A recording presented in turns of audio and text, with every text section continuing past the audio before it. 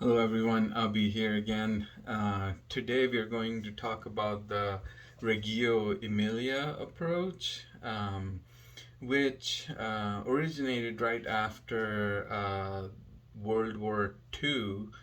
And in this approach, actually, where the name comes from is from this little beautiful village called Reggio Emilia in the heart of Italy. So that's why this approach is named that way. And the heart of this approach is that our students are not empty vessels that are just waiting, dying to be filled by us, but that they are conscious, creative, capable, and beautiful human beings.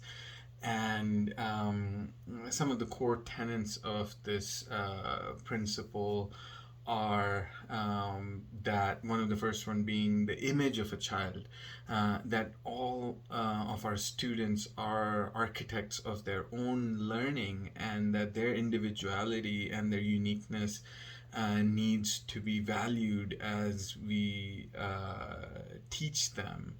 And then the next one is emergent curriculum.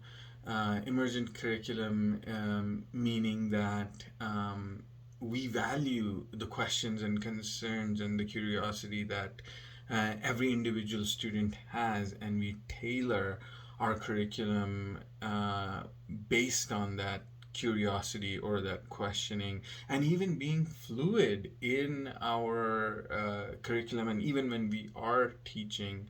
And another important one is documentation, using reflective tools, photographs, pictures, whatever they bring up as part of their documentation is used as a reflective tool to gauge progress and understanding and growth, and then collaboration, where we understand that learning is a social process.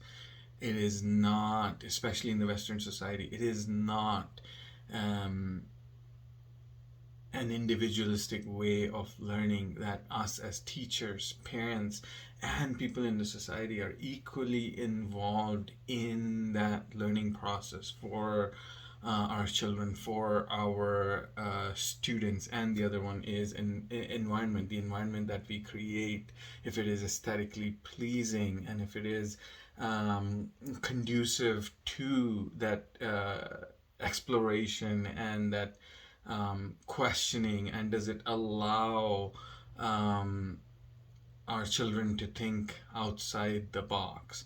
And now, the big question for us today, especially where I'm at, is how do we apply that into our current day public school system, especially where so much importance is given to standardized testing.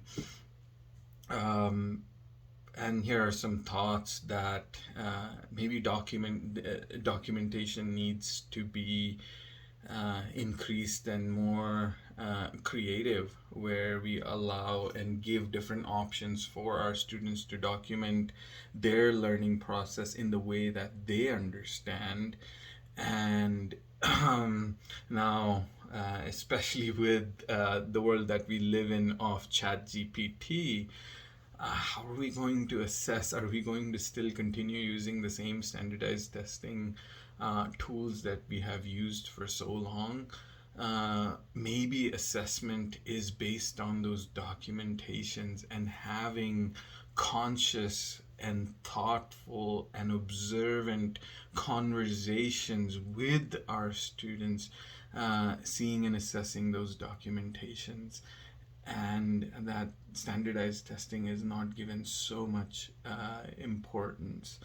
And then one of my other last thoughts related to collaboration is, are we going to continue to just be all separate boxes? Parents here, teachers here, students here, society here, or like, we jury duty is mandatory here, I feel like why can't volunteering at our schools, at our children's school, at our students' school be mandatory, so that we understand what the teachers go through, what the students learn, and we participate in that learning process. In the past, the whole village raised the kids, but now we just drop our kids to the schools and we just go home. Um, so I believe that change is possible.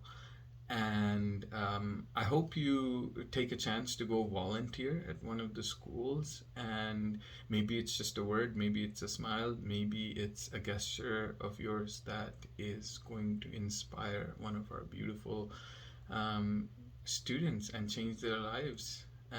And so I would love to hear your thoughts related to these comments that I've made.